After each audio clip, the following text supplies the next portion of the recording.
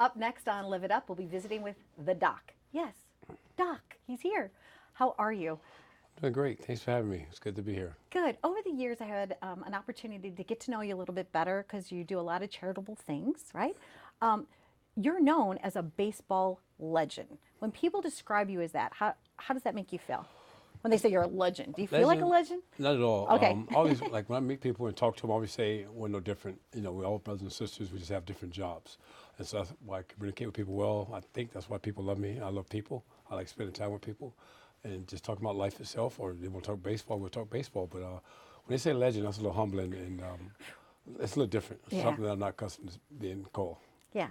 What about being a pitcher? Do you consider yourself a pitcher still? Like, if you were to describe yourself, if somebody said, you know, Doc, like, who are you? You are who?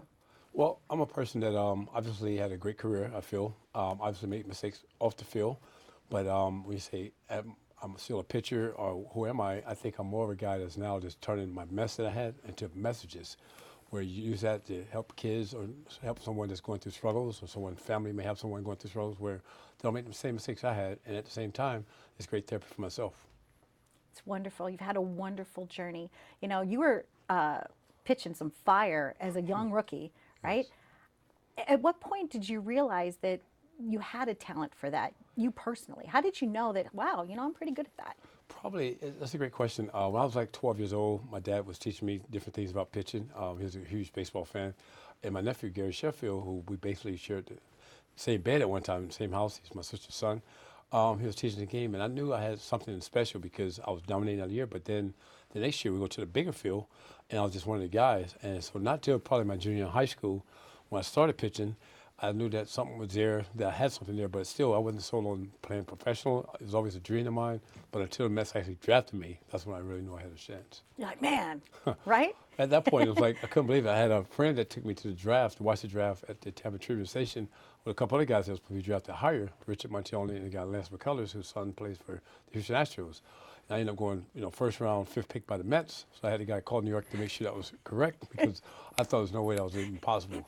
You're like, wait, has somebody else got the same name as me? Like, you're like, Yes. it was a little surreal. Oh, it was. It's definitely a dream come true. And that was one of the moments that were life-changing for you. You've had a lot of big moments, you know, personally, professionally. Like you said, you know, you've had some challenges, but you overcame them. And you're standing here in front of me, or sitting here in front of me today, to make a difference in the lives of others, right? Yes. So you're doing people can actually hire you as their own pitching coach. You're Yes, teaching people how to pitch now. Oh, definitely. I try to help them out. I love working with kids. Kids are my passion. And I remember at a young age, my dad said, what's the purpose of having a life if you can't have an impact on another's life?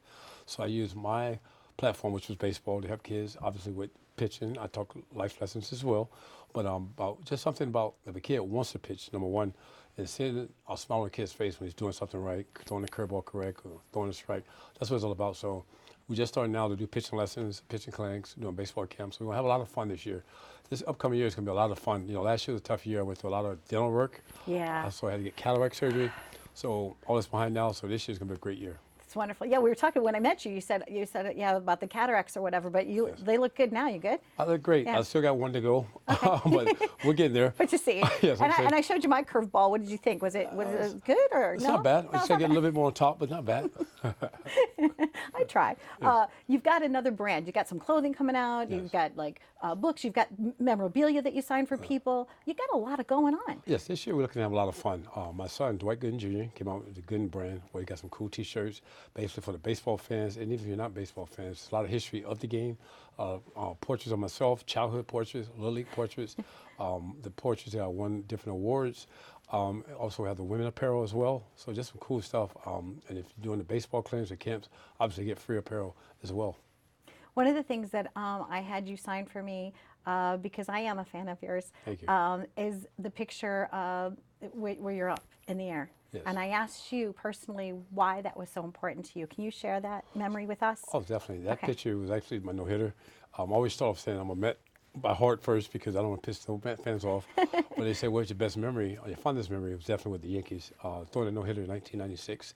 The reason being, like I mentioned earlier, my dad taught me the game of baseball, taught me about pitching.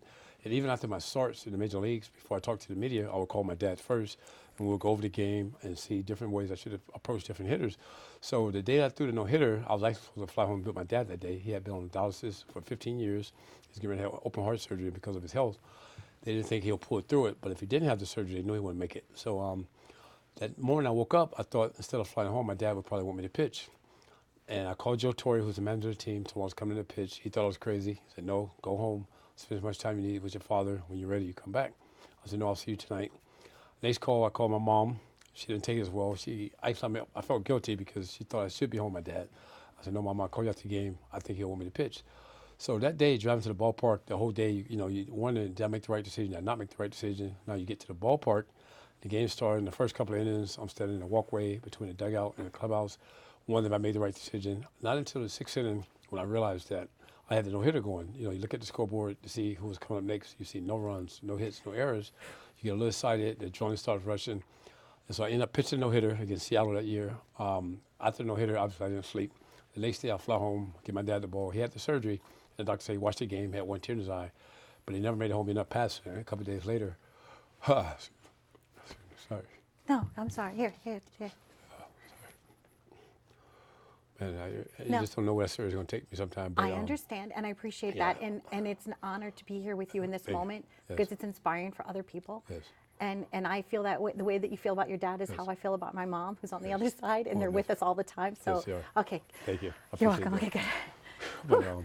It's okay. it's amazing. I tell that story many times, but you just never know I where it understand. goes. Yeah. But it's like reliving it. But it's a great feeling. But, that he ended up passing away, but the last game he actually saw me pitch was that no-hitter. So that made it that much special. That's why it's special to you, Yes. and that's why I love having that, and it's special to me and my family.